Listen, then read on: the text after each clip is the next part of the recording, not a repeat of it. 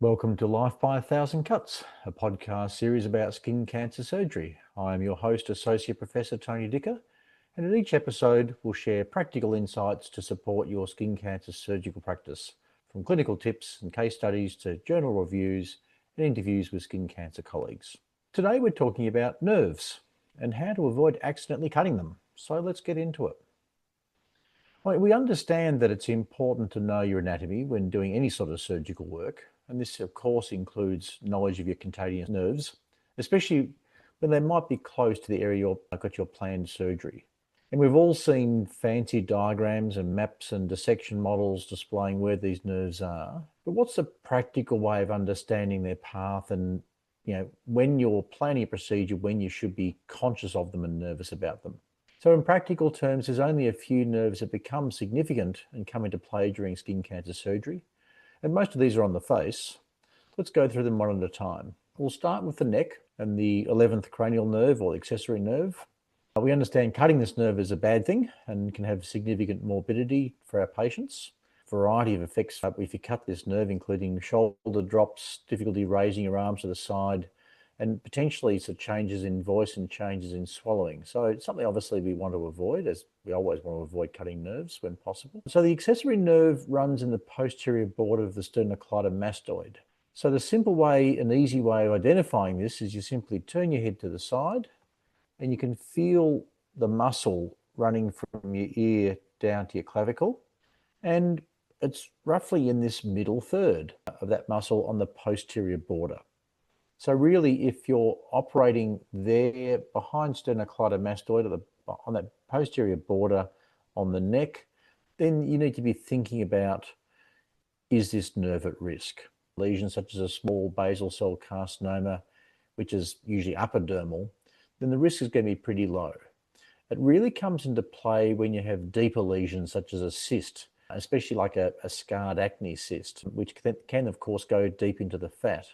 That's the tricky part. This nerve, it's often the more benign things is when it really comes into play. And because they're benign, we can be not flippant about them, but more casual about our approach compared to skin cancers.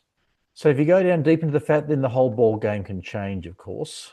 Now, in the primary care setting, if you need to cut down to the fascia, then it's often a good time to consider referral. It's a matter of, why am I actually doing this? Why am I running this risk of cutting this nerve? When in primary care, of course, you're always allowed to refer. So we do see a large number of skin cancers on this part of the neck. So it does become relevant to your skin cancer practice. And it's just making that sensible judgment about how deep you think this tumor is. Is it a deeply invasive SCC or is it a superficial basal cell? And then also your careful dissection, so that you aren't going too deep into the fat layer and therefore able to avoid cutting the nerve because you're staying well clear of the underlying fascia. Now, you have to remove the whole tumor, of course. You can't leave part of the base of the skin just because you're worried about cutting the nerve. But the skin cancers we see in primary care are fairly superficial, and so it's not usually a problem as long as you're conscious of what you're doing. Next nerve I want to talk about is the temporal branch of the facial nerve. That a few people describe this as the Botox nerve, which I think is a nice way to describe it. Because cutting this nerve, you end up with a similar effect to the over-injection of Botox into the forehead. There's no wrinkles left at all, and the forehead muscles, of course, are paralyzed. The problem here is that you've only paralyzed one side of the face, and that's not the usual aesthetic outcome that people are after with Botox. So it not a really good way to do this. Yes, we want to avoid cutting this nerve. Now, the issue here is to understand when this nerve comes into play. So the branch begins in front of the tragus of the ear, but at this stage it's actually quite deep down in the parotid gland, so not really exposed. It becomes more superficial and relevant in skin cancer surgery as it passes over the maxilla, the zygomatic arch. And this landmark's easy to identify as you can feel that bony arch lateral to the eye. But the danger zone for the nerve is this area in the temple, and this is again a common area to get skin cancers, so it becomes quite relevant to our practice. The nerve goes deep again as it reaches the lateral edge of the eyebrow. So as it comes across the eyebrow, moves more to the middle of the forehead, it's underneath the muscle layer, under frontalis muscles, So usually a lot deeper than where we're usually cutting for skin cancer surgery in a primary care setting. So the temple area is obviously a large area, and it's really which part of the temple is the danger area. Simple guide here is draw an imaginary line that starts at the tragus and it finishes about a centimetre above the lateral edge of your eyebrow, and a line there gives you an idea, this area from the zygomatic arch up to the lateral border of the eyebrow is where the temporal branch is generally running. So it's the lower medial area of the temple where the nerve comes into play. So this nerve is also on the underlying fascia, so it's below the fat layer, but certainly we have some patients who have quite thin skin in this area.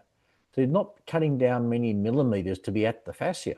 So my trick for this area is to give it a fairly tumescent anesthesia, so a good volume, and therefore lifting the skin up from the fascia. Now you may want to dilute your anesthesia down with some saline if you're putting in a large volume, but most times I find that even 3 to 5 mils of a 1% xylocaine with adrenaline solution is enough to give me some quite good tumescence on those people with a very thin skin, and it gives a very safe range or safe volume of anesthetic at the same time. Now, one trick here is warn people before the surgery about this risk that the anesthetic can cause some temporary paralysis of the nerve. So this is a conversation I have with most people before cutting in this area, that there's a nerve underneath which moves the muscles in your forehead, that the anesthetic can temporarily paralyze it. It lasts for sort of 4 to 6 hours sometimes. And don't be worried about it, it's going to come back again. And this warning before the surgery makes life a lot easier.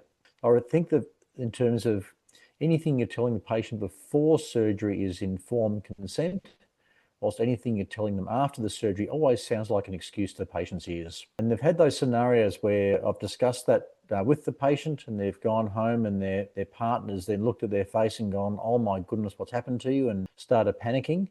And again, if you've had that proper conversation with the patient, they're able to talk their partner down and say, "It's all okay, it's going to last 6 hours," because it's quite a stark appearance when it does actually happen.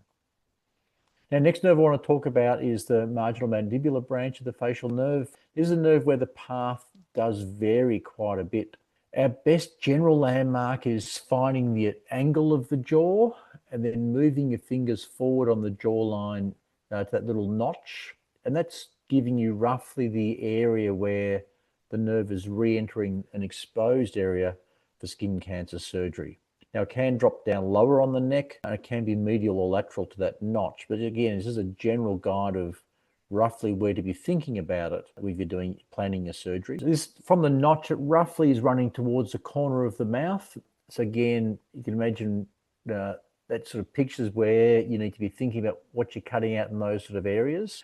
This is again below the fat layer, and it's into the fascia, but it can be quite thin just below the jawline. So on the skin of the chin, you usually have a fairly thick sebaceous skin relatively, but on the neck area, it can be quite thin, and therefore, again, not many millimeters, but getting down to significant depths of tissue. So this is something which we'll probably see more issues about it being damaged in things like liposuction of the neck and the aesthetic surgery in this sort of area. And it's a lot less common to get damage of this compared to posterior neck and temple in our skin cancer surgery setting. But it certainly is quite significant morbidity if you're cutting this nerve. So they're probably the 3 main head and neck nerves to consider. Other one I want to talk about is common perineal nerve, which runs around the head of the fibula, so on the lateral aspect of the lower leg, just below the knee. Again, this is important because it's an area where we will see a fair number of skin cancers. And even though this nerve is quite close to the bone, it's literally wrapping around the head of the fibula, it's again an area where it can be quite thin skin and not a lot of millimeters to cut down to get down to that area. Now, effect of cutting this can be quite dramatic, not so much from the numbness, tingling, pain side of things, which obviously is not good, but the particular risk is creating a foot drop. So if the person can't lift their toes properly when they're walking, they're much more prone to tripping over and then causing other injuries such as a fractured hip. And it's much more than just an aesthetic problem in that circumstance. And the elderly having a foot drop and having falls and fractures can have significant consequences. What else we need to consider? I suppose the forearm, we see a fair few skin cancer in that sort of area. So we need to think about things like the radial nerve being exposed, where you feel the pulse on your wrist. Ulnar nerve is more superficial around the elbow, that area we sort of commonly call, commonly known as the funny bone. So again, you don't seem to see a lot of injuries in those areas, but if you are operating in that sort of region, it's always worth thinking about, how do I make sure I don't go that deep to damage the nerve? The last thing I wanted to mention in terms of nerves is the forehead. This is probably the most common neurological surgical complaint that I do hear from patients. They've had a small lesion removed from their forehead, and we do plenty of surgery on the forehead. Pathology results are all good, whole lesion removed, scars healing really nicely, the area looks good, but the patient's complaining about this numbness above the scar, and it's persisted for numbers of months after the surgery. So they're saying, look, the surgery is 4 months ago, but I still feel numb up the top here above that scar. It's often an altered sensation rather than pain or anything else like that, but it's something they do notice. So it's not a specific named nerve doing this, but lots of small sensory nerves which are all running up the forehead onto the scalp. It does take quite a while for the sensation to return, but it can be 1 or 2 years before they really get back to a more normal feeling on the scalp. But in most occasions, it does actually come back eventually. So we talk about neurovascular bundles, and it's usually small nerves be running with small veins and sometimes a little small artery. There's those occasions where you're doing some forehead surgery and you come across a vessel that's big enough to require tying off, it's sort of significant bleeding pulsing away. And that circumstance where you've had to cut that vessel to get the tumor released, consider the fact there's also some small sensory nerves running with those vessels that you've had to tie off, and just advise the patient about that potential issue that, we had some larger vessels at the time of surgery, had to seal them off. You may get some temporary numbness there. It wasn't compromising the blood supply. That part's okay, but that numbness can last for a year. And again, this forewarned rather than a surprise later makes life a lot easier for everybody, and expectations are all going to be met longer term. Yeah, talk about it early. Don't wait till the very end. Otherwise, it's always going to sound like an excuse. That's all I wanted to cover for today. Hope you found this episode helpful and perhaps even picked up something practical to use in your clinical work. A big shout out to HealthCert, of course, for all their help in production and distribution of episode. Lots of good things they do in skin cancer education, including help get this podcast to you. Thank you for listening, and I'll see you next time on Life by 1,000 Cuts.